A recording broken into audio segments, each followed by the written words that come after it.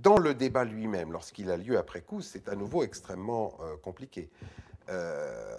Comme, comme je l'évoquais tout à l'heure, on arrive rarement à un consensus en société démocratique. Ce qu'il faut, c'est régler les formes du désaccord.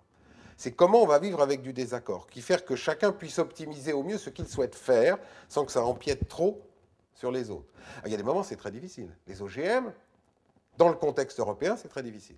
C'est très difficile parce que, au fond, la grande majorité des populations européennes ne veulent pas des OGM, ou les veulent marquer, ou les veulent traiter à part. À la limite, si vous voulez en faire, vous en faites, mais ça ne doit en rien interférer sur les écosystèmes, sur ce que nous mangeons, et vous allez nous l'écrire si vous nous en vendez. Et ça, au fond, ça n'intéresse pas beaucoup les producteurs, parce que c'est des marchés beaucoup trop réduits, et surtout qui sont susceptibles de boycott, etc. Donc c'est pas rentable. Ce qu'il faut arriver pour eux, c'est faire que, au contraire, l'OGM devienne un produit banal, qu'il ne soit plus stigmatisé, comme ils disent, qu'il ne soit plus marqué ni dans le champ, ni dans votre assiette. Ce qui est le cas aux États-Unis et dans une grande partie du monde, soyons honnêtes.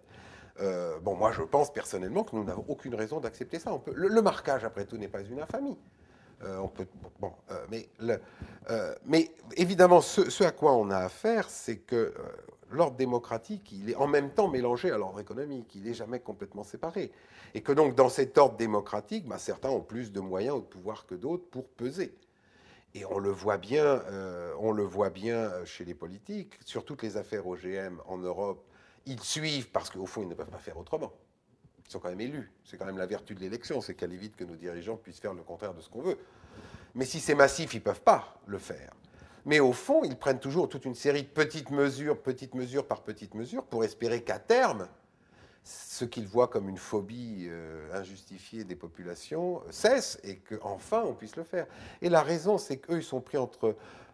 Au fond, leur raison fondamentale, ça se voit bien quand on est un historien depuis le début, c'est qu'il faut toujours aller dans le sens du progrès. Il faut toujours aller dans le sens du progrès parce que c'est le progrès économique, que le progrès économique, c'est le bien-être des populations, que plus vous allez développer les nouvelles technologies, plus vous serez les premiers sur les marchés, les meilleurs vous serez, plus vous vendrez, plus vous serez riche, plus votre société va devenir compétitive, et que, je ne sais pas si c'est faux, c'est peut-être pas faux d'ailleurs, c'est aussi un autre aspect du problème, et eux, pour cette raison, sont souvent des acteurs militants pour développer tout ce qui peut se faire. C'est-à-dire qu'en général, ils sont technophiles, on va dire. Alors qu'une grande partie des populations, celle qui est le plus affectée, ou celle qui a priori n'a pas à gérer, qui ne se vit pas comme ayant à penser le futur, elle a tendance à réagir, ce qui est aussi parfaitement légitime, sur un mode pourquoi changer quelque chose qui va très bien en faisant intervenir un inconnu dont je ne sais pas ce qu'il me dira, et dont on sait historiquement qu'il a toujours créé des problèmes. Notre niveau de vie a augmenté, il a aussi créé des choses positives, mais concrètement, il a toujours généré des problèmes. Et c'est seulement après coup qu'on sait que, eh bien, on meurt de l'amiante ou de choses comme ça. Mais le cas de l'amiante, et je termine là-dessus, lui, il est très net. On sait depuis au moins maintenant 80 ans l'aspect cancérigène de l'amiante. Il a fallu quand même attendre les 10 ou 15 dernières années pour qu'on en vienne, même pas partout, à interdire l'usage de l'amiante et à désamianter. On l'a fait parfaitement en connaissance de cause. À un certain niveau, la plupart des décideurs le savaient, ou ceux qui ne voulaient pas le savoir, c'était leur problème. C'était parfaitement écrit dans toute la littérature, c'est parfaitement décrit.